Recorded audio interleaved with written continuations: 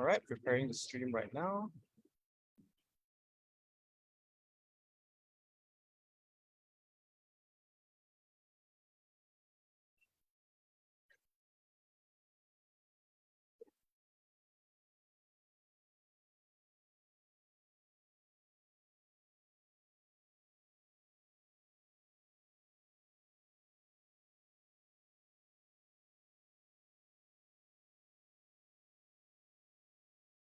Streams, can I get consent for streaming?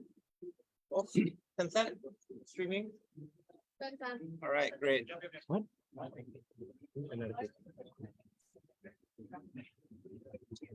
just 1 minute. Pranav doesn't deserve this. Yeah. So. Oh my God.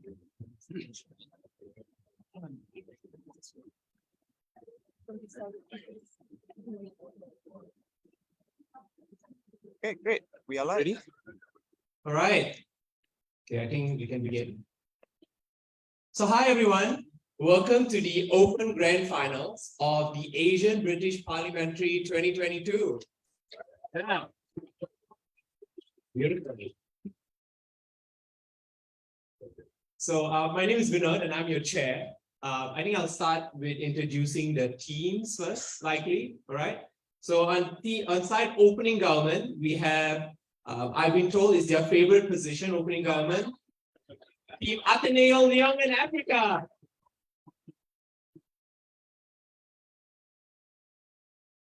On side opening opposition, the only non-Filipino team from Malaysia, Team Sunway Ali Pu.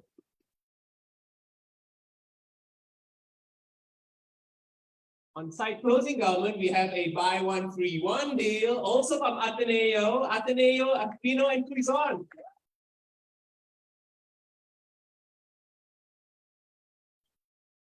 On closing opposition, we have someone from Philippines that is not Ateneo, from UPD Legaspi Sulit. Okay, let's introduce the panel that's judging the open finals. From my right, we have Rob Barry from Australia, Youngwoo Park from South Korea, Pranav Pagalkar from India, myself, Vinod Kusami from Malaysia. We can do louder, come on. And Leah Masir from Australia as well. Manon Sabri from Malaysia. And Tengku Omar from Indonesia. Right, so before I read out the motion and call out the teams, just a gentle reminder to the audience, you know, the usual, keep your cheering to a minimum, phones on silent, leave the room in between speeches if you need to. All right, okay, great. Without further ado, the motion for the Open Grand Finals reads, where is the motion? This House prefers a world where valorized national heroes in history are morally flawed instead of morally good. And without further ado, let's have the Prime Minister to start the debate. Here.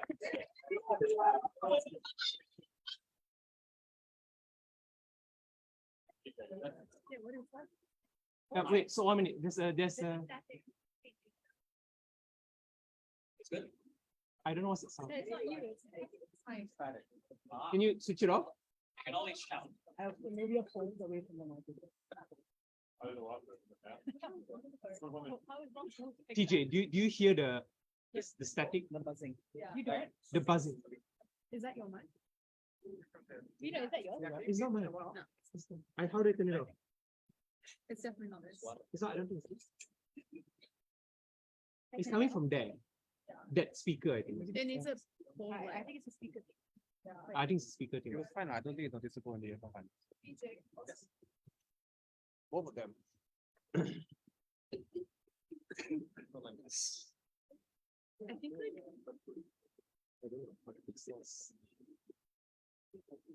Can you get someone from the technical thing now? Hey, who's giving time? Want me to call technician?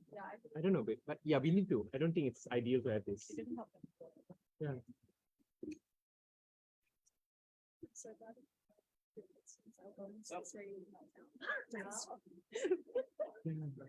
It's a bit annoying. Just take it all in. Yeah. Hope everyone's having a good day. But wasn't there just like It sounds like a code needs to. It sounds like a speaker code. Yeah. Hold the button to press it to turn. which purpose? DJ. Oh, There's only one button. Maybe the speaker codes are the speaker code. Yeah, no, it's off. It's not this. It's off already. I just switched it off. Then if they want to offer POI to turn it on, and then straight turn it off. No, but the sound is still there. I'm sure it's from that. I think it sounds like the code. Then just shout lah. I think easier to just shout. I'm fine with this laughing. I think Are you okay? Are you all okay with this laughing? Yeah, Huh? I'm okay. Okay, then we can just Can you test the mic? test your mic and see. Is it on? Hello. Yeah. There you go. That's much better. All right. Yeah, okay, let's just. All right, we'll just start. Everyone ready? Floor is yours.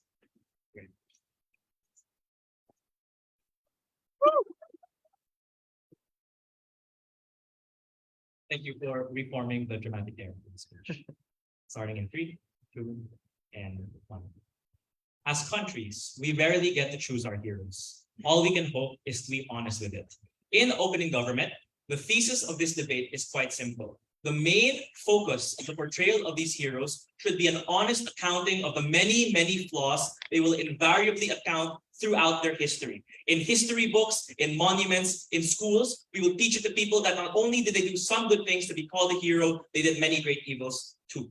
Briefly, I'm just going to observe that a potential opposition version of the motion, which is like, we will just pick nicer heroes, is not a feasible interpretation of the debate because there's no hero that is fully morally good without any moral flaws. Like you can't just have Mr. Rogers be your national hero every time.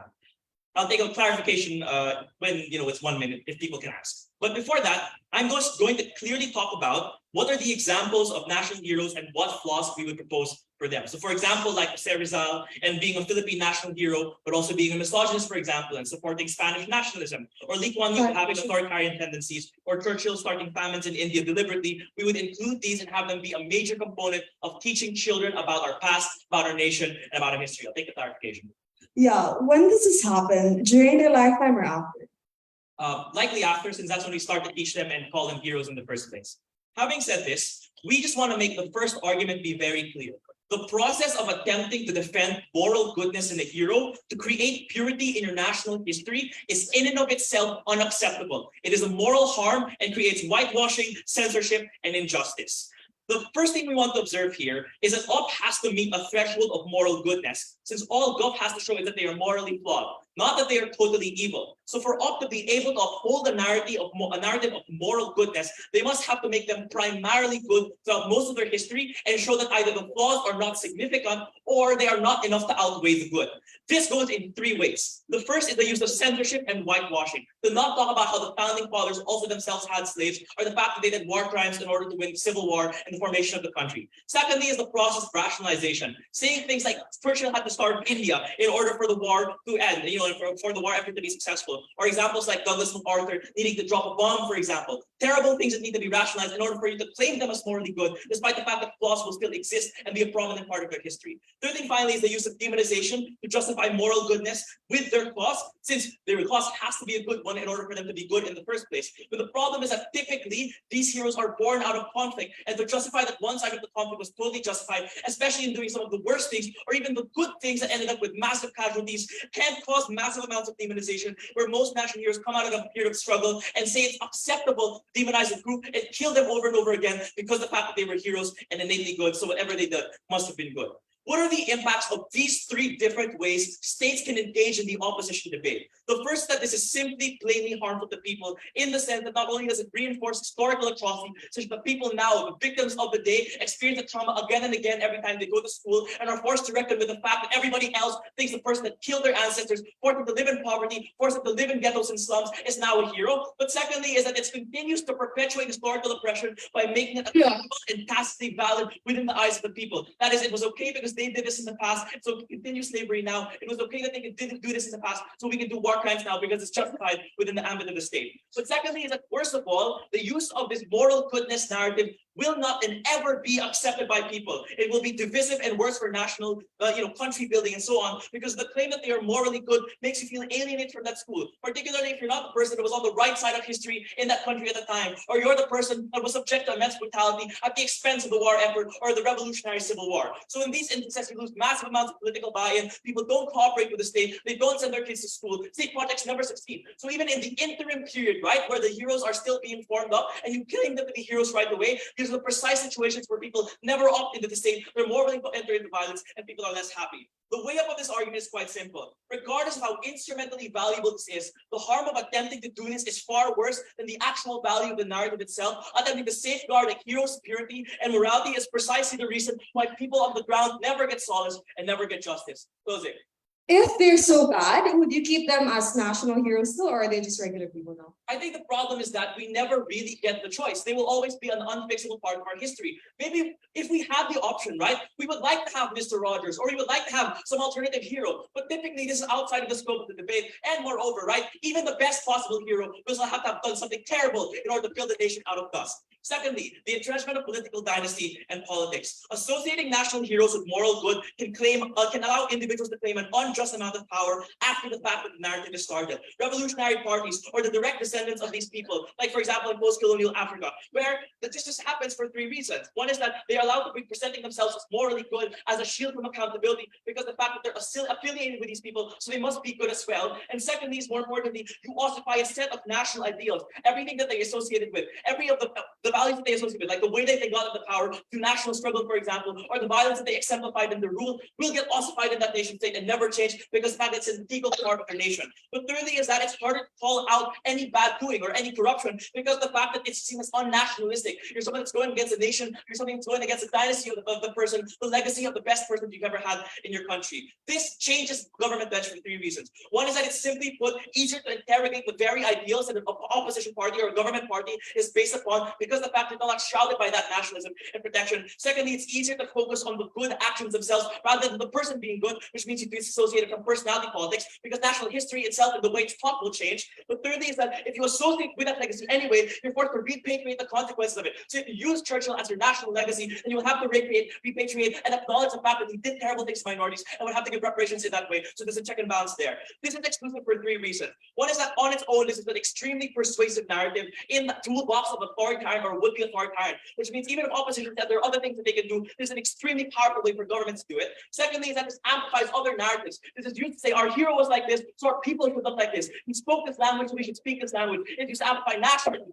colorism, and other forms of discrimination. But thirdly, is that this is used to justify the worst kinds of revolutionary fervor. It's the one that were precisely used in that revolutionary struggle to bring out peace through arms, to justify rebellion, to justify violence in the name of the state. How should you believe and situate this argument? The impacts of this are quite massive because it hampers and impedes any possible state action on the future because it means that they have to go through corruption, massive levels of bribery, massive levels of destruction, and it puts a nation at systemic risk. It makes it fragile to democratic backsliding. Maybe opposition might have a chance at some nation-building argument, but not only this is running to our first argument, it also shows that the nation that you build will never be just, will never be peaceful, and never be safe for both.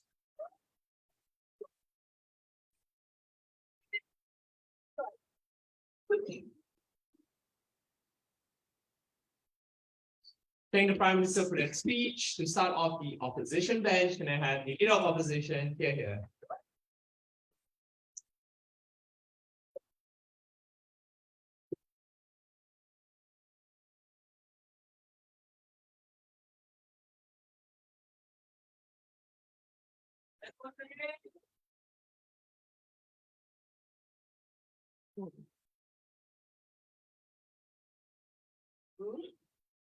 Hope you can hear me. So if you're listening to me, I just woke up for the final like 10 minutes before prep. It's my first open final, I think, in a while. So shout outs are in order. Subdeck, first of all, my pride and joy, my children, my brothers and sisters in arms, I love you all dearly. You are part of my heart forever. Wesley, who has been my partner for like over a year, I think you up with me. God bless your soul. Thank you for your sacrifice. Everyone in the Malaysian debate circuit for supporting us. Malaya, I see you at the back. Mara, somewhere here. IIUM Junior, somewhere here as well. And everyone's supporting us at home. My mom and dad, friends at home. And my lecturers for giving me the day off to come here. Okay. Thank you, Technique-wise, like I'll just choose, just raise your hand. Okay, starting my speech in 3, 2, 1. I think the problem David's speech encounters, first of all, is that he ignores the word hero in the motion. The first thing I want to talk about is the responses I have towards opening government with recall. The first thing is, all of the harms he talks about in terms of valorizing the worst kinds of individuals who partook in things like genocide and conflicts of a mass scale are unlikely to be seen as heroes within the sphere of the nation in the first place. These individuals are unlikely going to be valorized to the same extent, considering that they are part of an enormous controversy that would have divided the nation, and therefore are not the kinds of individuals we have to defend as overriding their harms in order to be good. But secondly, I would also posit to you that all of the harms that he puts towards in terms of inciting uprising or inciting backlash because we are not portraying the national hero in a biased way also happens in the same context. Because portraying a national hero as morally flawed also imposes and imports assumptions about the morality of the actions of the individual. That means that, for example, if you say that a previous dictator was morally flawed because he put policies at the expense of one minority group, you're making assumptions that that minority group is morally superior to the other, which is obviously going to also piss off people within the nation itself. Which means all of the harms they say about inciting like individuals who are pissed off about these things are likely symmetrical at best. But the last thing I want to talk about then is how we're going to valorize our national hero outside of the house. I think it's very simple to do so, insofar as the kinds of heroes we're talking about are unlikely going to be the genocidal like maniacs of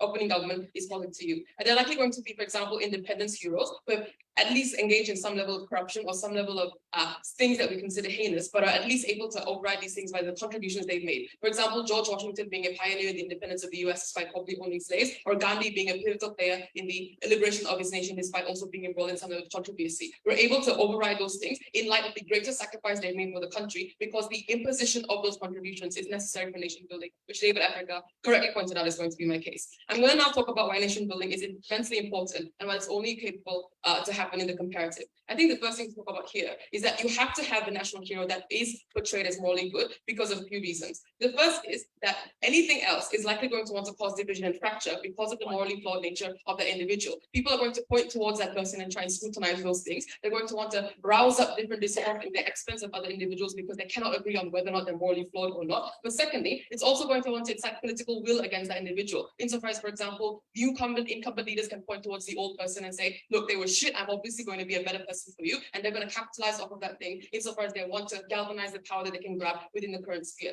But thirdly, it's also going to look like immense scrutiny by the public towards those morally flawed figures in the first place. They're unlikely going to want to follow the teachings of that person when they're portrayed as morally flawed. They're unlikely going to want to see that person as a beacon of nation building or a beacon of patriotism, insofar as the portrayal of them in the mass media that David Africa himself wants to say is likely going to be one that's portraying all of the bad things that they've done. Why is the comparative opposition likely going to be better? I think there are a few things for this. The premise of the argument is simply to say, when you portray a national hero as being morally good, it is a lot easier for you to galvanize the patriotic spirit of individuals on the ground when you frame the national hero as someone they can trust and someone they can have faith in opening. So the problem is that you never explain why this patriotic spirit will be used well, when the problem is that it's typically used to the advantage of some and the definite disadvantage of others. That's the next part of my case. Here are a few reasons why the patriotic imbuement by this national hero is likely going to manifest in a way that's good. I think the first thing to say, and why it's important it happens through a national hero and not through any other context, is because obviously in nation building, when this individual comes out of the conflict and is a key pivotal player within the conflict itself, it's a lot easier to tell stories about the individual and disseminate it to the public. It's easy to tell children about what they've been doing for our country, and it's easy to disseminate those stories as opposed to a lecture of matter of fact of what they've done and in the history of the country itself. But secondly, the personality of this individual is also very important in the building of the colorfulness of following surrounding them. That's why we galvanize things like moral qualities and values that we think are good in individuals, because we think that people that we can trust and people that we want to follow outright. Thirdly, people are also proximate to the individual, because if you are looking at like a national hero who is played a pivotal role in the independence of your country, you will likely feel a sense of connection to that individual as someone who's contributed a lot to you, which is why you're likely going to follow them in the patriotic way to save your country. But fourthly, it's a lot harder to scrutinize them and also try and shit on them when the mass portrayal of them in the media is one that is a good person. That means opposition parties who want to stir up shit or to try and incite conflict have a harder time doing so when the national consensus about that individual is that he was a morally good person and therefore someone who should trust as a beacon of the country. But lastly, it is also likely that that individual is going to be able to transcend ethnic or other religious lines within the society itself, insofar as the way that they're painted within society is one that is morally good and one that we are believed to be able to transcend those boundaries in the first place. All of that necessarily means that the patriotic imbuement of that individual is likely going to penetrate society to make them want to be patriotic because they see this individual as a uniting force within society itself. That's why they're likely going to be able to follow there. And that's why they're likely going to be able to build a nation, especially post-conflict. What are the impacts of this? I think this is specifically instrumental in post-conflict societies where they have to have a national beacon to want to look towards, specifically one that can transcend the ethnic boundaries or the conflict boundaries that plague them during the conflict. The reason for that is that people are going to likely fight over the person they call morally flawed, specifically because that was the individual that was imbued within the conflict, and that was the individual that was found guilty during the conflict itself, because they want to paint those flaws as something important within the nation building of that hero itself. The comparative is when we focus on the uniting factors of the individual and the contributions they made to the overall discovery or nation building of the country itself, is where you're more likely to galvanize support between all sects. They might not come together and sing kumbaya, but they're at least likely going to come together and accept the fact that this individual made sacrifices for the country and is therefore something we can galvanize around and form identity around. But it's also important because this person is likely, like the motion also likely applies when this icon is still alive. And the reason why that's important is because David can't fear that it only happens once they're dead and once the legacy is implemented. I think it's also going to happen when the icon itself is still alive. And a point in which you try and point fingers towards this person during their tenure or during their regime, for example, and continuously try to paint him as a morally flawed individual is when you get all the hounds of conflict uprising again, or people trying to stir up shit because you're also constantly trying to push a narrative that the individual is morally flawed. Comparatively on our side, when you accept the fact that they were a morally good person, the stability of the nation is guaranteed insofar as the discretion they have in ruling the country isn't plagued by the fact that they're always being seen as someone that's morally flawed and they're always being thrown shit at because they're always trying to find flaws within the morality. But the last thing I want to talk about then is the accountability that they get. Because the assumption coming from opening government is that people are going to fall back on this legacy and therefore never progress because they hold on to a colonial legacy of moral goodness. I think the problem here is that the converse is also true, that the moral goodness establishes a standard by which future leaders must always adhere towards, and a standard by which they must go up in terms of being able to appease the people on the ground. The reason that is true, because the narrative that they call up is going to be self-defeatist. If you say you are a person that is following the legacy of your colonial ancestors who have brought your country to independence, you have to abide by your own rules, because over time people are going to start to see that you're not living up to those standards and you're becoming morally corrupt. That's why you're going to have a higher likelihood of adhering to those standards in the first place, and you're likely going to build a regime that is good for the individuals, insofar as the legacy you hold on to necessitates that you hold on to that moral goodness anyway. All of these things mean that the behaviors that you think are morally flawed are not normalized, which means you cannot go back to those moral corrupt things, because what they say is that these things are normal within the national heroes and therefore something that is accepted for you to do. What we tell you then is that when we finally understand that these things are not acceptable, that's when you move away from these things, and that's when your heroes are less corrupt. For those reasons,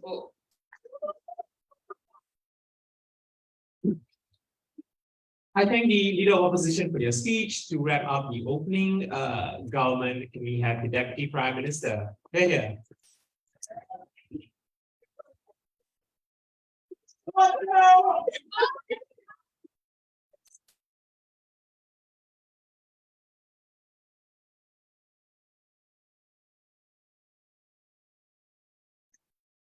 Hello, is this okay? Great.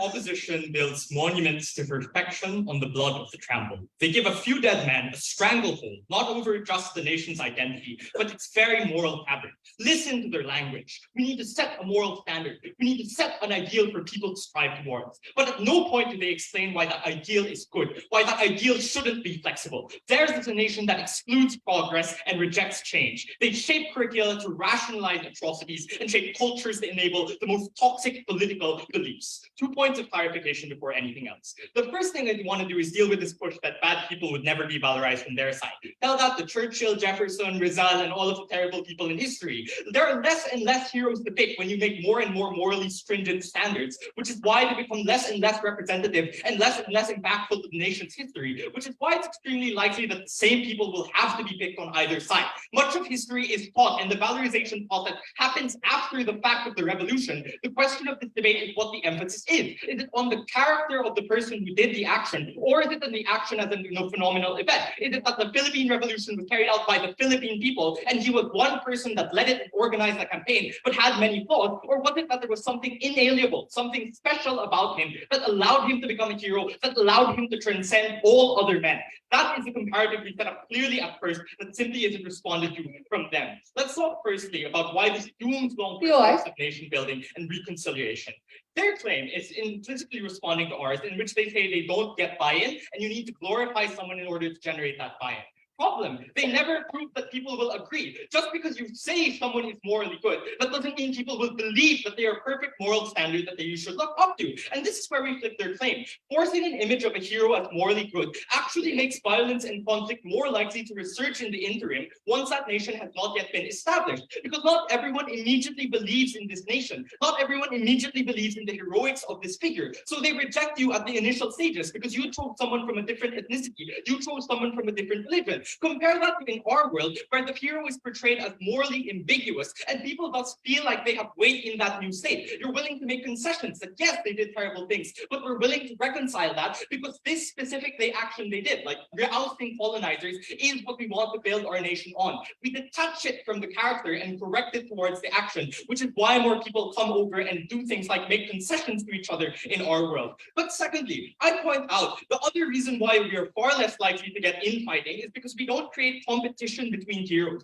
And here's the kicker. Because of the politics of divide and conquer, different ethnicities and different groups, even within the same revolutionary force, often have very different ideas of who the national hero should be. In the Philippines, Andres Bonifacio, who founded the revolution, was slaughtered by the first president, Emilio Aguinaldo, and they were backed by different factions. In our world, where you can portray all of these heroes as morally ambiguous, you don't assert that one person's values is better than the other. You force people to come to meaningful agreement over them through a process of debate. So you don't bomb the Constitution solely because it's what one person wanted. You explain that all of these people might have had problematic views, which flips their mechanism because they have to choose one definition of moral good, because in many instances these are competing and these are exclusive, whereas moral ambiguity isn't. But thirdly and finally, even if you don't believe that, look at their impact. I don't think it's a bad thing. It's a good thing that future politicians can't just claim to be associated with a hero. They can't just claim to live up to a moral standard. They have to act in policy that unifies the nation. They have to generate buy-in by building roads, providing social services, and actually good tangible policy that means people opt in on the basis of what the state can do for them, rather than some moral fiction that is imposed upon them by virtue of birth. Second,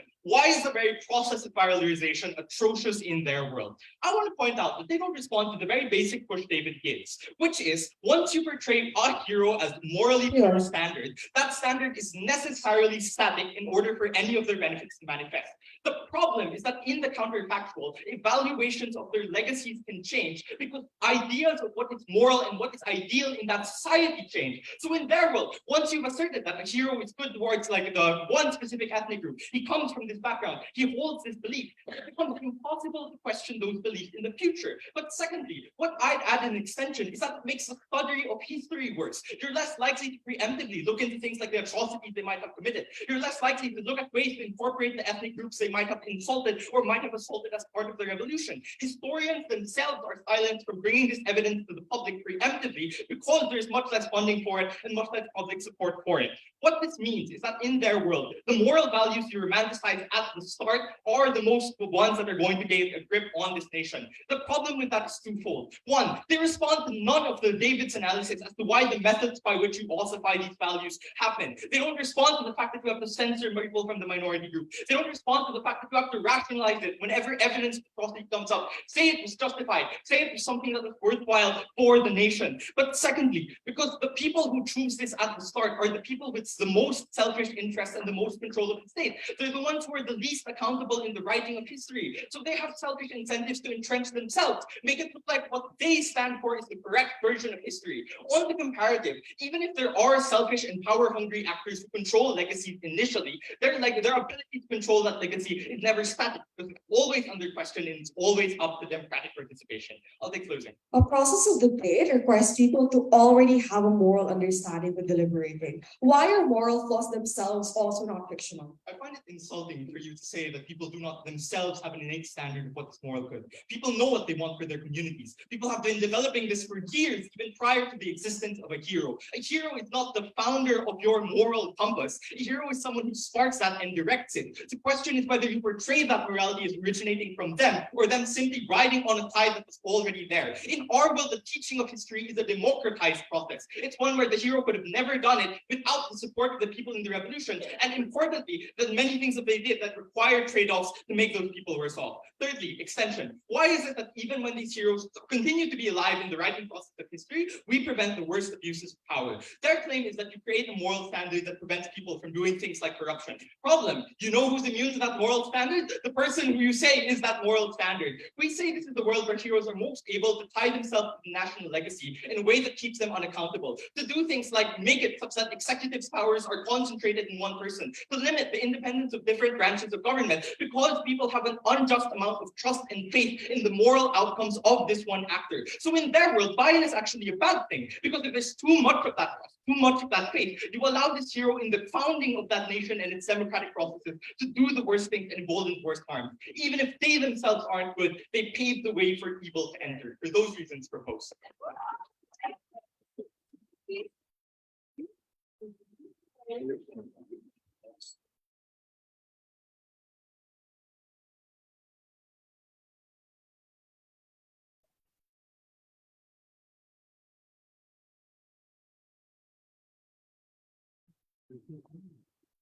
Yeah, thanks. I thank the Deputy Prime Minister. Can I have the Deputy Leader of Opposition, please? Say that.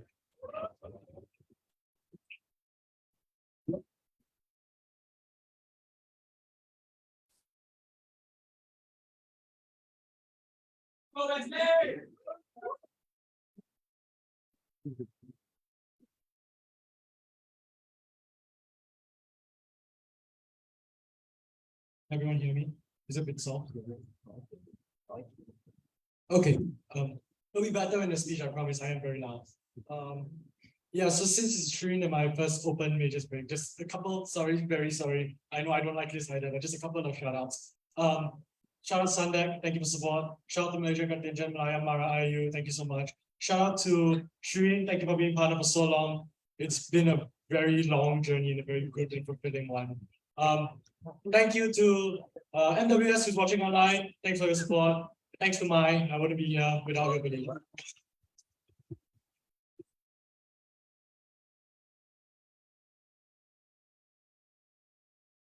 Okay. Starting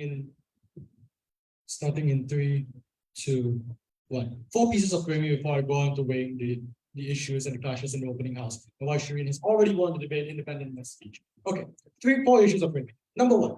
First, they want to argue that individuals are not likely to be good people, that the heroes are the worst of these individuals. I think I should already told you these are unlikely going to be the worst of the worst people are unlikely going to be heroes. Like, yeah, probably they did bad things, probably things they did are regrettable, but it's unlikely they are. It's very unfair for them to characterize that they are the worst possible individuals. We have to engage in some ground that they probably did good things as well as they did bad things, which means we're more likely to focus on them. I don't think they're the worst of individuals. So all these moral harms are largely mitigated. It's weird to also call them in Toby's speech selfish individuals, but they sacrifice for the nation, they put their lives on the line. I don't think these are selfish people. I don't think they are corruptible by power. So yes, they may have some misuse of power along the line, but I don't think these people are like moral despots who just claim power for themselves. More likely, these are individuals who have made mistakes and have made moral flaws. At this point, what Shireen tells you, but the mistakes are incredibly detrimental to the early years of society, at the early years, but also by pushing moral good portrays the legacy and the future be much better. I think that's the point in which we win the debate. The second piece of weighing is the point in which they say that it is morally erroneous and is toxic for individuals who actually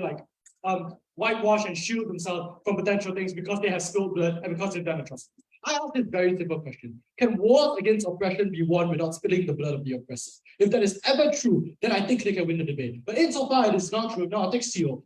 Or CG. As insofar as it's not true, that wars against oppression cannot be won by spilling the bloods of the oppressors. I think it is justified for the moral standards in order for individuals to do what they have to do to get the freedom for the people, to get the freedom for themselves. I think necessarily if we have to contend with the fact about whitewashing and stuff like censorship, at a point in which we have to build a nation, we have to protect people, we have to make sure people stop dying, they have good lives, they have good nations, and they have a future moving forward. I think we're able to contend with these kinds of harms because at least we provide the people with a future. We don't fall back into civil unrest. We don't fall back into civil disputes. We don't fall back into civil war. I think these are the harms that they refuse to contend with. I don't think they win this clash. Third piece of framing. They want to say that, oh, not everyone believes you to your life and not everyone's going to believe that your people are like morally good. I think the same applies on the other side. I think not everyone's going to believe that you're morally flawed as well. So that means in order for the debate to work, some people are going to have to believe something you tell them. So I don't think they can go away with saying, oh, people just won't believe that these individuals are good, they're going to contest it anyways. I think probably it's symmetric on both sides. So debate has to operate in a world where you believe in something. But the fourth and final piece of framing, if you agree that people have an innate moral framework and they can do this, I'm not sure why we can't co-opt this and use as the popular standard in order to decide what is good or not. Moreover, I'm unclear as to why like moral standards have to be objective and set basis of standards. I think we can say that different people do different good things, and we can say that they're all good individuals in their own special way. I don't understand why kindness has to be the moral standard that every single revolutionary leader falls by. I don't understand. I'm unclear as to why this is the framing coming out from opening government. I don't think they can win off this framing as well. I'll take it later. You can't believe that. I think so later. Well, that's fine.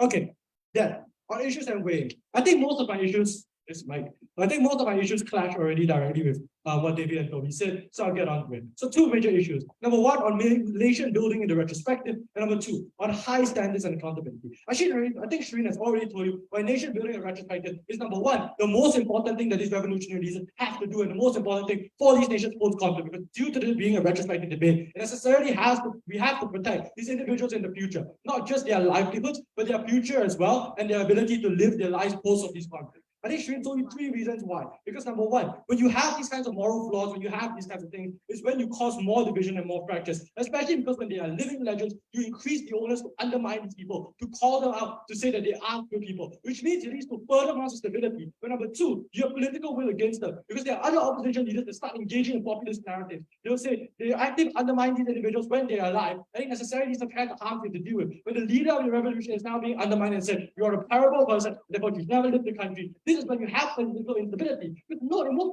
post-conflict phase, people haven't fully put down their guns yet. So at the point in which you have these kinds of instabilities on the ground, and you have these kinds of people calling other people bad, is when you are more likely to engage in these kinds of revolutionary harm, engage in this kind of like deterrence back into civil unrest and civil war. But number three, no. But number three, on scrutiny and wide and why Shireen has told you that there will be scrutiny and wide undermining on their side of the house, because you need the public instability, rise civil unrest. I think the comparative is even we get good forms of patriotism on our side. Shireen's proven to you by stories, individual proximity, personality, and everything binds to transcend. I think we have good forms of patriotism. I think if this has to weigh above OG's whitewashing and like censorship. I think this necessarily weighs. At the point in which we do have to engage and bite the bullet about the harms of whitewashing and censorship, we're perfectly fine to do so. At the point in which we have it to protect individuals on the ground, I think this is the key nuance that lacks on OG. They don't provide the narrative of what individuals on the ground look like and how these post-conflict states happen. Because no, it's a retrospective debate. They have to engage in this framing and in this context. At the point in which they don't, I think the most terrible harms do manifest on their side. So we have to whitewash in order to preserve life, in order to preserve stability, in order to prevent civil war, in order to make sure that individuals have place going forward, so that nations like the Philippines, Malaysia, and Singapore can progress to the state they are now. I think necessarily we will do that. We will fight for the greater good. And secondly, before I move on to high standards and accountability, I'll take Bea. So you can't mistakenly co-opt the whole weekend debate on the standard of good, because you will also fall into the problem that you suggest will be on OG and CG, which is that people will have infighting and people will opt out, there's no political will, etc. No, I'm not suggesting we debate on standards and good. I'm suggesting that individuals can decide what is good within a person, which means individuals can have good different leaders. So that good becomes a subjective metric. It doesn't have to be something the state says, these are good values. Individuals can self-impose a metric that you claim they already have and see these individuals as good. We're just not actively pointing out that they have flaws, that they committed atrocities. I think we don't have to deal with that point of harm. But secondly, on high standards and accountability, I think they have to abide by their own rules. So in fact, David wants to say that harms of political dynasty, why it's hard to have call out corruption and stuff like that. I think we've proven why when you abide by your own rules, you have immense form of public scrutiny. So not only do these living legends have to maintain the fact that they are morally good people, but the people that come after them have to live up to the same standards. At that point is when you get the best forms of accountability, because at any point in which they slip, people can say you aren't good, you aren't right, you aren't what we should have. At that point you get widespread kind of accountability, you get widespread kind of call out from the government. I think very quickly to frame our CEO, it's unlikely it's going to be an individual inspiration. I think more likely the greater impacts in the ground is to protect individuals on the ground, to prevent them from devolving back into civil unrest. And number two, we also protect individuals for a greater future, the greater political stability, so we have greater accountability for people on the ground for the basis of moral framework. For all these reasons, proud to oppose.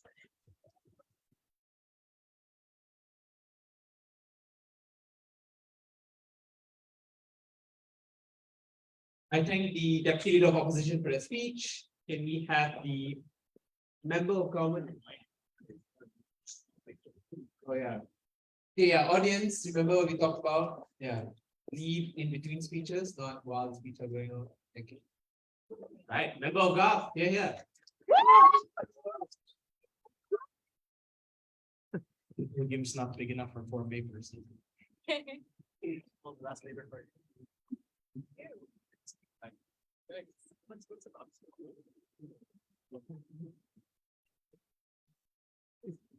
Hi, I'm gonna do the shout out thing. Sorry. I'm less apologetic about it, fairly. So firstly, shout out to Ateneo, alumni and current debaters and all the partners past and present. Thank you for always being there for me, believing in me, especially in the worst of times when I felt no one was listening. No one else was listening. Shout out to my debate children, those in Visay especially. I hope you guys can use this since I haven't been coaching you that much recently. Shout out to my family watching at home, especially my mom and my lola who is supporting me. And LJ, my beloved cheerleader at home. I love you.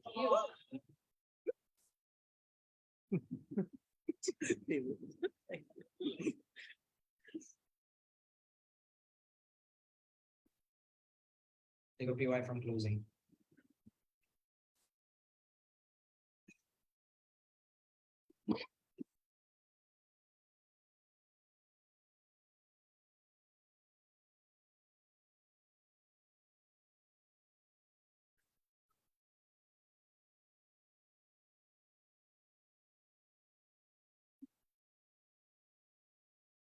Starting my speech in 3,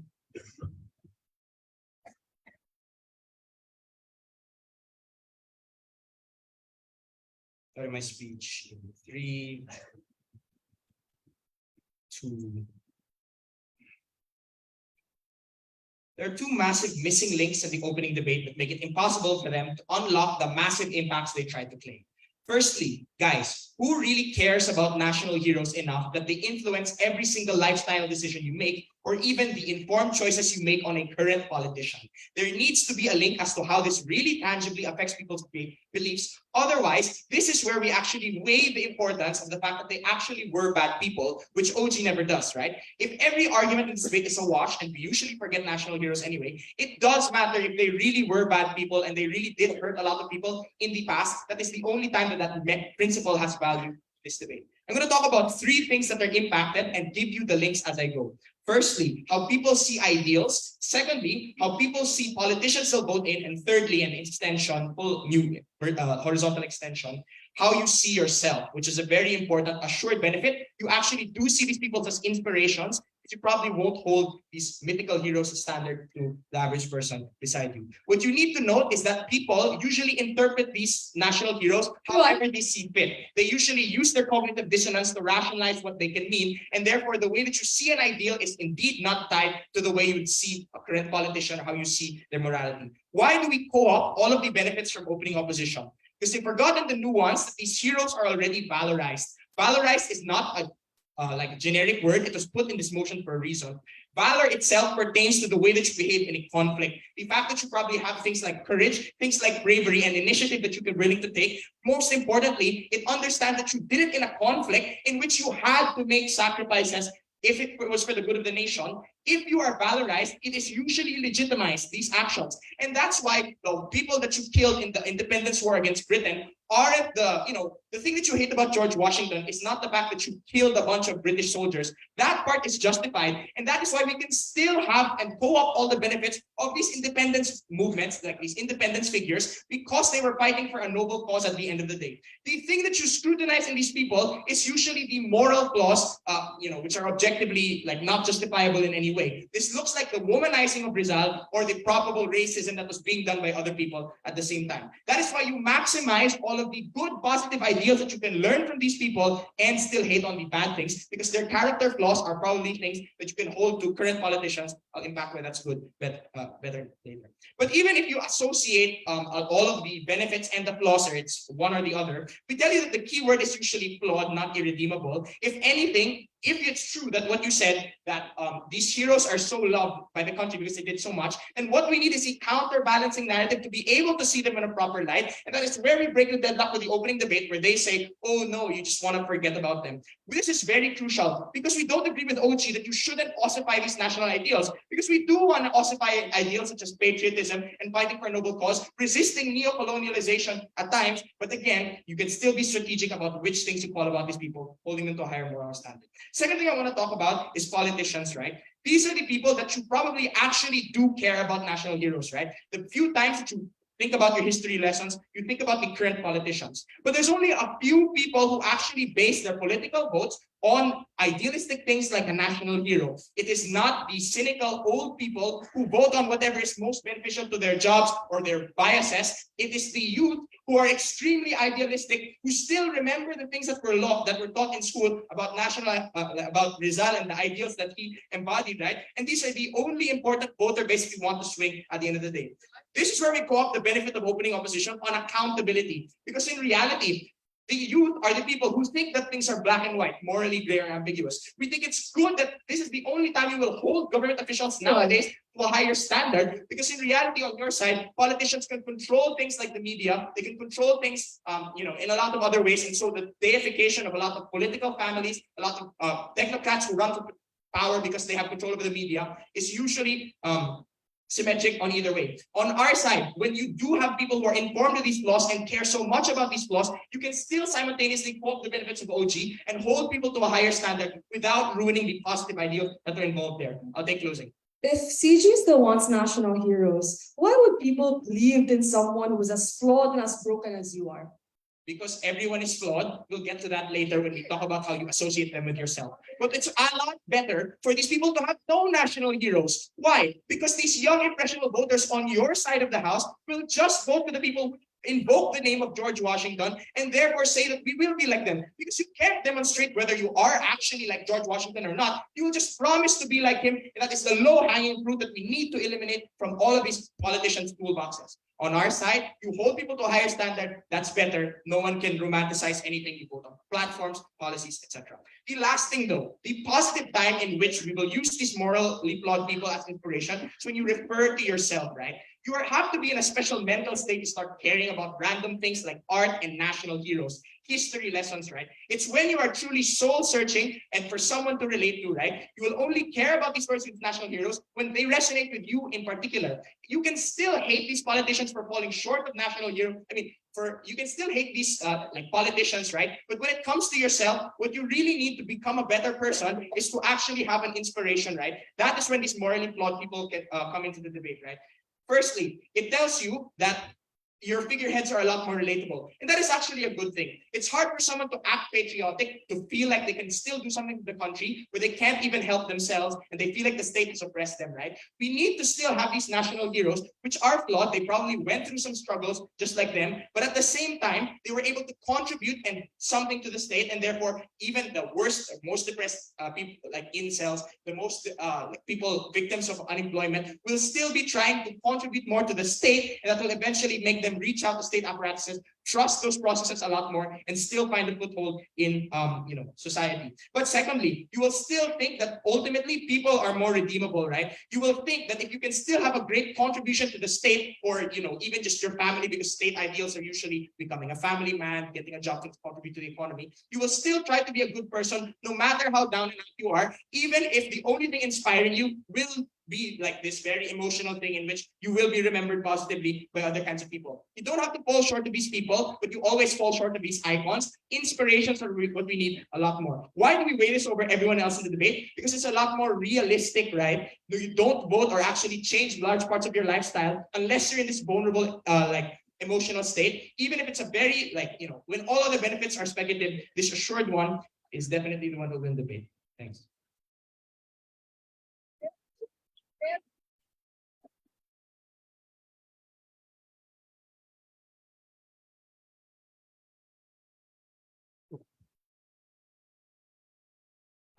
I thank the member of government. Let's have the member of opposition. Here.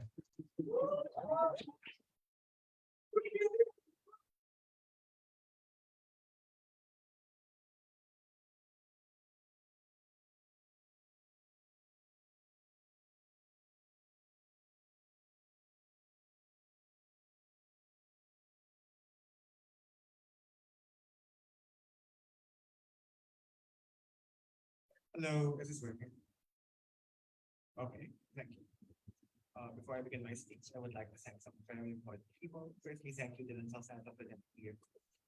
Thank you, Mom, for making this trip possible. Hello, I'm on the live stream. Thank you, UPDS, for the 25 years of fun. And thank you as well to the HS. I mean, I'm not going to, but you will ever have a special incident. Hey.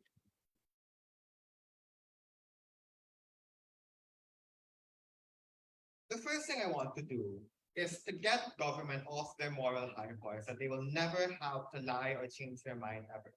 Because just because you accepted a morally flawed national hero, it does not mean that your conception of morality as a state does not change over time. It does not mean that time passes and new historical events no longer unfold. It does not mean that new historical information is discovered and your assessment of whoever you did or did not decide to make a hero no longer changes. The question then becomes, where do you have that difficult conversation of assessing who you chose as your national hero more readily? Is it in a world where you accepted evils, murders, strange womanizing as the necessary cost of doing business when running a nation? Or is it when you demanded perfection from these people, even if that is not something that they could give? We would say when you set that incredibly high standard for morality, both for your heroes and the public in general, it's much more easy to demand accountability, both in the historical record and people's day-to-day actions. That's the first point we want to talk about. We think that having the paragons of moral perfection are incredibly important for setting state-based public morality. Why do we think this conception of morality is important? One, oftentimes it is the only conception of morality where the public gets to publicly debate, have a democratic vote, discuss it in the transparent process of the state. Two, it is the only kind of morality that is shared by everyone, that morality based on the religion or ethno-national reasons oftentimes are more divisive than morality based on the state. Three, oftentimes, this idea of good is necessary specifically within institutions of the state. That you need norms that democracy is a good, that non-violence is a good, precisely in order to have a functioning country. That means you need to set this high barrier of entry when you are deciding what morality the state wants to endorse. Which is why we need to, regardless of historical accuracy, set heroes who are oftentimes seen as ideals, and even if we have to defend it both on a pedestal. The reason for that is one, what I just said, that morality is incredibly important and there are very few alternatives to state-based morality. So many of the norms that hold the state together, the idea of coming to a democratic consensus, the idea of having a bill of rights that's written by these heroes and should be respected is incredibly, incredibly important. And your ability to have that is incredibly important. But secondly, we also think that when you expect perfection, when these flaws do come up as the historical record emerges, it's much easier to criticize. Why? Let's take a straight look at what government is defending. We're going to admit that these people killed a bunch of people. We're going to admit straight off the bat that they were potentially very evil things that have known aged incredibly well, that they kept safe, etc., etc. And we're going to make them national heroes anyway. What does it say when you rationalize that kind of behavior? It says that moral flaws can be justified if they did a sufficiently large service to the country. These are when you don't demand the level of perfection and these moral flaws do emerge, it becomes much harder then to justify removing them as national heroes in the first place. And that's why I want to clarify what status quo looks like. Because it's not as if these heroes are never questioned in the modern time. Oftentimes there are narratives and counter-narratives that exist. For example, even statues of Winston Churchill are being taken down right now as historical details emerged about his treatment during World War II. Or statues of Cecil Rhodes, when colonialist legacies emerged, are also being torn down. And the reason that these things are capable of being torn down right now, the public condemnation of these bad figures, is precisely because we expected perfection of them in the first place. If we expected them to be flawed from the get-go, it is much easier to do the many things that Posey and PG want to avoid. Do things like saying that this was necessary for the state, this was justified, and that the way this reflects in terms of the behavior you have, the politicians you have, and all the other impacts that CG and OG want to claim becomes much, much worse on our side, because the mechanism of expecting perfection is also something you apply to the kinds of people now. I'll take OG.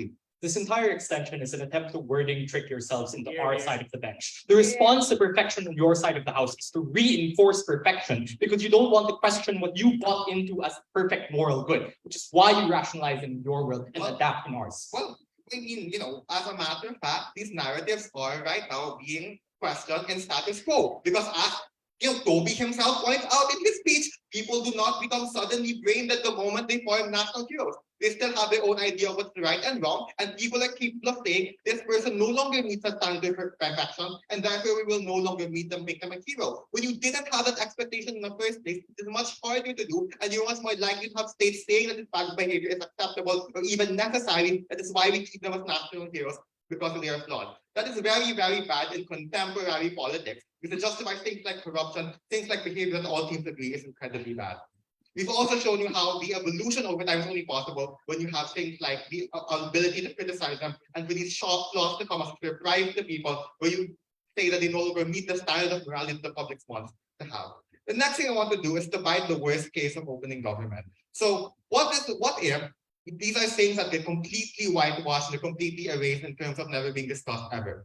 We would say that these are oftentimes necessary in the immediate short-term survival of the state. And here I want to make a response to opening government that OO misses, which is that they provide alternative conceptions of what you can justify in terms of a state being justified. Things like economic goods, delivery, things like being a good politician in general. The problem is, this is not a luxury that countries that escape from colonialism or periods of vast civil instability have. Like Emilio Aguinaldo was going all the way around the world. He had to buy guns from Hong Kong. He had to hide from everyone. I don't think he's in the position to make roads, guys. These are incredibly difficult things to do. And oftentimes it is an immediate luxury you need to give to these countries in order to have these things like basic stability. Why are these incredibly important threats to the existence of the country? One, because oftentimes these countries are just immediately left things like colonialism, left things like a civil war, where there are oftentimes external groups, maybe, for example, extremist militant groups, or maybe things like foreign colonists who want to get back their territory. These are direct threats to the existence of a country. And while things like not having roads and not being able to deliver educational services may be bad for a country that is not undergoing that kind of period of independence, for a country that is emerging from a country that is absolutely lethal. Therefore, you require these kind of perfect images in order to maintain the ability of the country to exist in the first place. Why do we think this is incredibly crucial? Because as far as it sucks to not have to be able to acknowledge every single historical travesty and historical injustice that existed, what is substantially worse is for those injustices to continue because you never had a narrative that could unite the people against foreign rule. You never had a concept of the nation. As the revolution in the Philippines, for nation building in Singapore, in order to have the ability to no longer succumb to internal instability. The history of war and not being able to acknowledge it cannot compare to continue to have instability and continue to have war on their anyone else. Amen.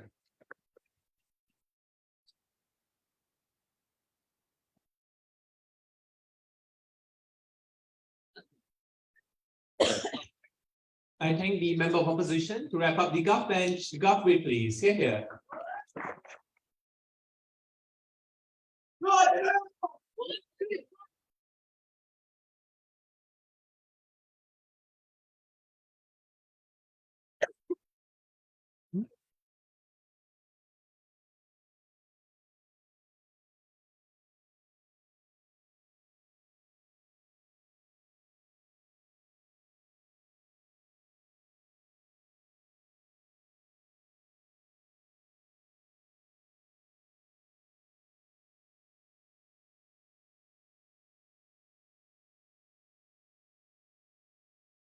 Hi. Is this okay? Slave.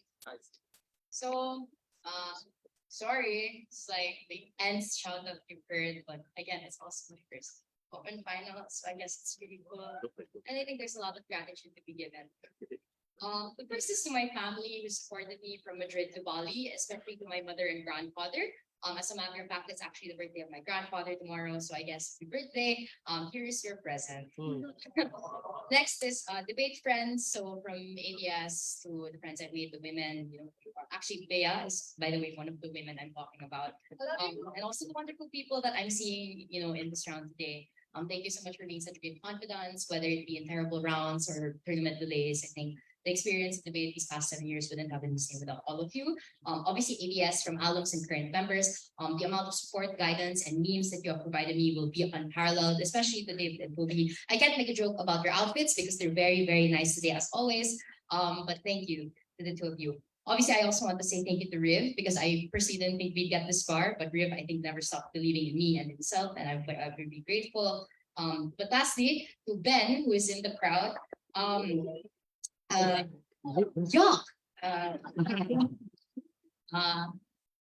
I love you. I win the Olympics. Beat that building. 3, 2, 1, let's go. The promise of perfection and of moral good is one that has blindsided us completely. It has led us to believe that there are people up there that can achieve this way of patriotism and becoming a good citizen. But on our end, the moment we make a flaw, we forget to vote, we throw trash on the street, we don't treat our countrymen equally, we believe that we are incapable of also becoming good people at the end of the day, and we resign ourselves to being the terrible, disgusting people we are, and believe that there's no path to redemption.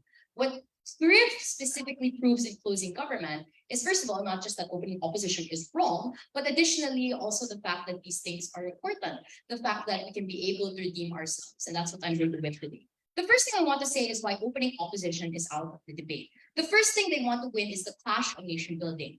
David's response to this is there's advantages to some and disadvantages to others, but we think that we outweigh or provide more reasons why we often these situations are more likely to be inclined to disadvantage people. So a lot of these national heroes come from positions of privilege. Like Rizal, for example, they had an education to be able to protect themselves financially from, the ruling class at the time or the ruling individuals at the time, or even pay for the education that allowed them to write and eloquently talk about the injustices of the time. For example, you were male. If you were female, you probably would have been allowed to stand on the front ends anyway. Second, often they adhere to different moral codes, such as being a womanizer, or for example, being okay with violence, such that these are moral codes that we do not abide by today, and therefore mean that you are still bad at the end of the day. What this means that is we respond to the characterization clash that comes from Shireen, right, on the way that is better in comparison to opening government. The second thing we want to respond to is that the coming from opening opposition that we will copy these people and become bad citizens who are against the state. The first response is that there are many counter narratives that disallow you from becoming a bad person. So things like the law, things like self-preservation, things like you don't want to hurt certain people.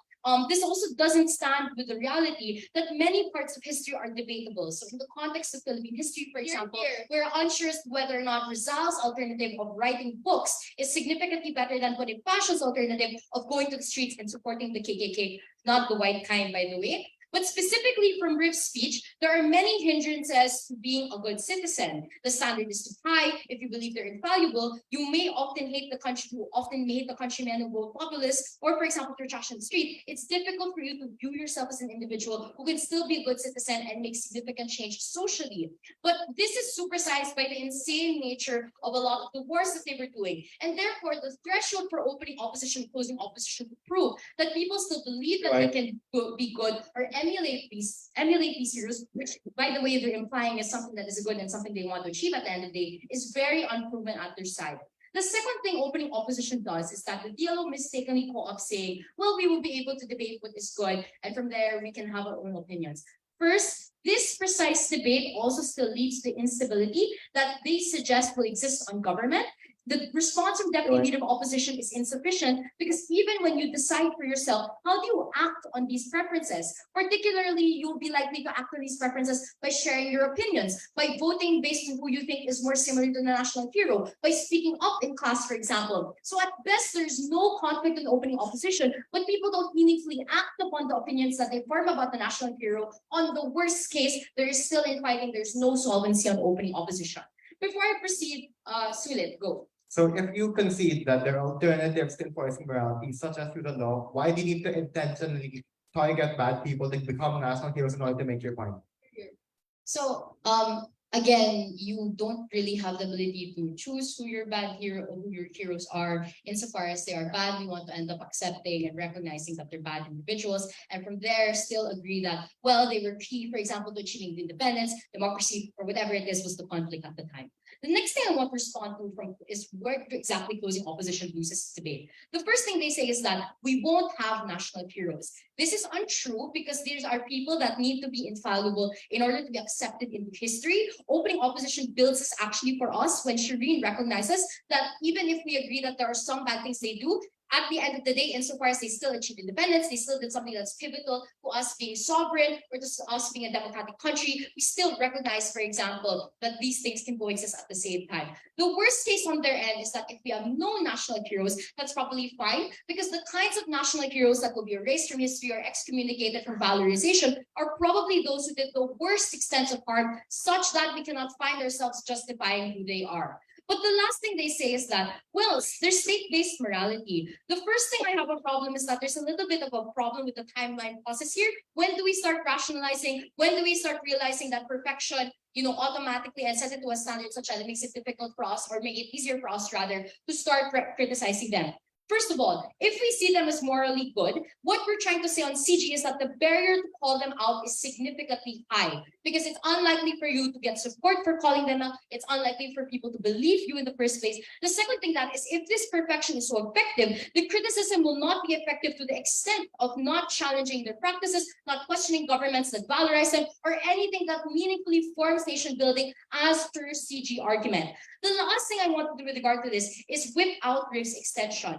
First of all, what I want to say is that the reason why it is significantly more important to believe, for example, how this changes people and how it informs you is because this is independent of the different kinds of degrees to which someone can be moral or immoral when it comes to being a national hero, but it also is regardless, for example, of things like their ability to have populism or their ability, for example, for governments to exploit this as per what comes from opening government. At the end of the day, we're all average individuals, and all what we're trying to do is try to be a good person to other people in our community, or a good citizen that may or may not vote, for example, or may not become a social worker, or may not participate in a movement, for example. At the end of the day, it is precisely when we believe that these individuals are morally flawed, that we understand that in spite of our moral flaws, we understand that we can still be good people within our community. We can still strive to become better. The meaningful difference on opposing government is that we strive to emulate, and we don't resign ourselves to this unattainable standard. The last thing I want to say on response is that there's no response towards valorization,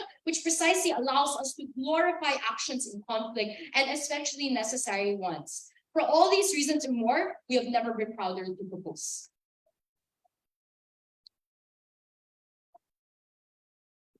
I thank Legaspi for that speech. To wrap up the debate, we have the opposition with please. Stay here.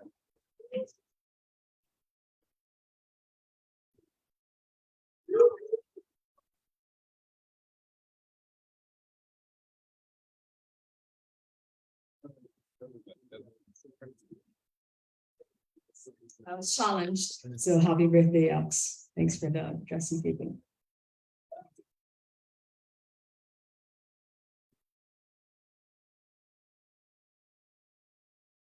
The way golf loses is in a lack of comparative. I want to first deal with OG's lie. PM's quite sneaky because they say that their counterfactual is honesty, but they don't prove why you would actually be honest. And note, all of OG's analysis is contingent on you actually having solvency to have just things for minorities.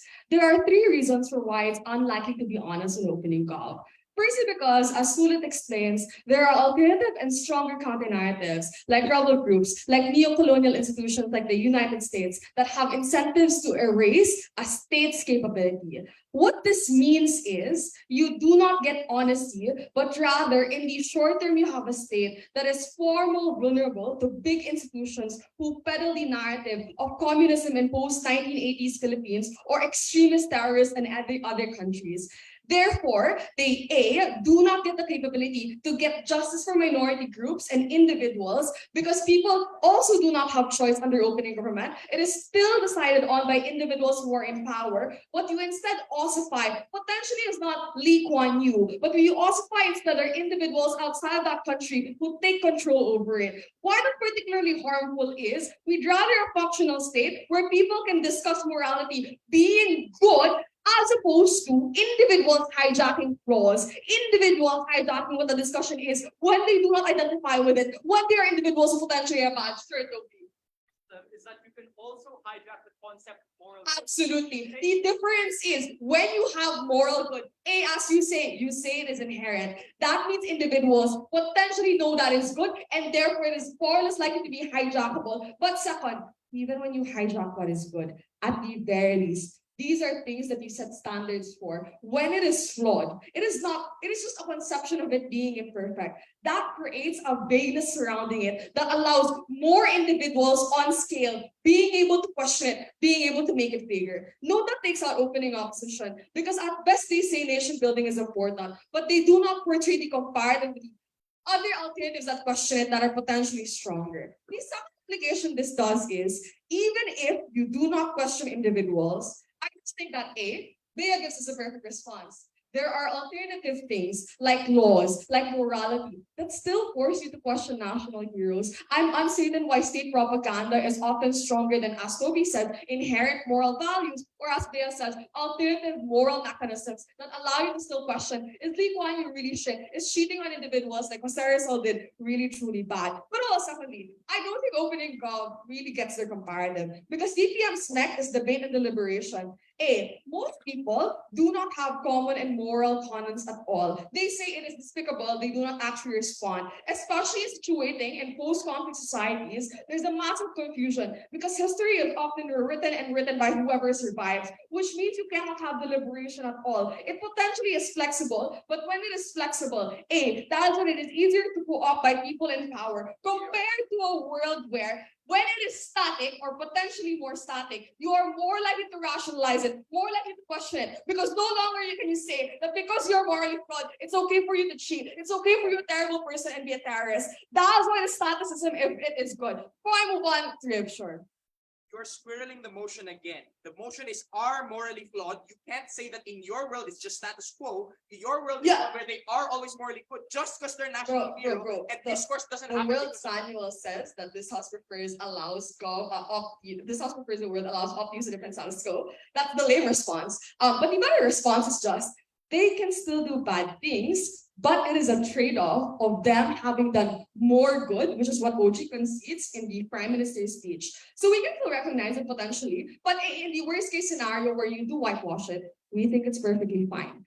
Because what is more important is currently the state is able to understand what morality is and to make that conception.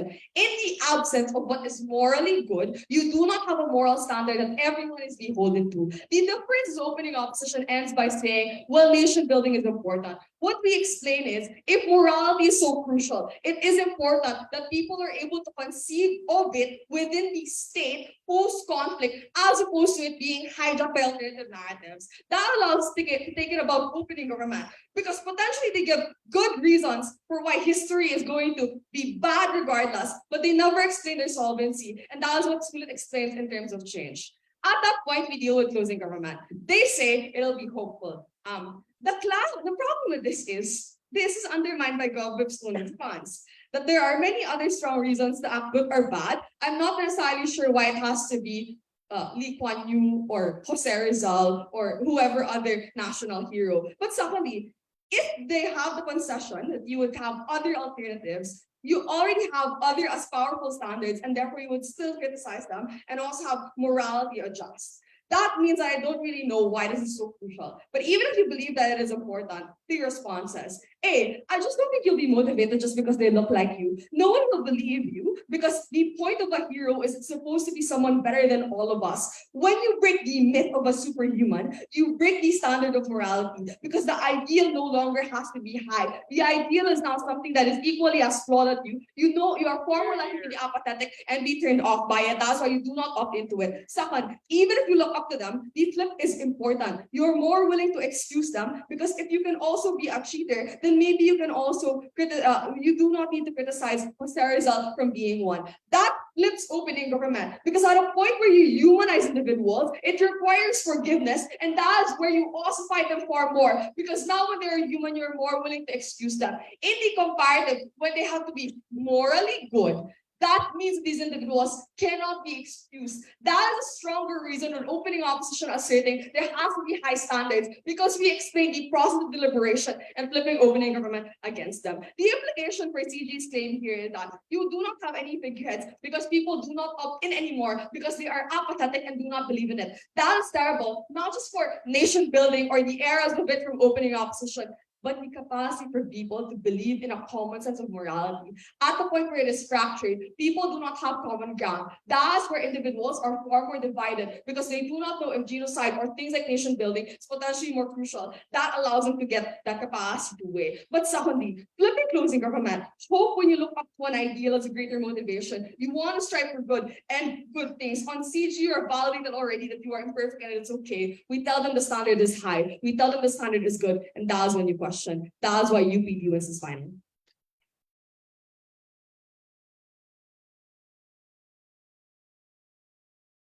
Thank you, Opwin, for the speech. And that's the end of the Open Grand Finals of UP 2022. Thank you.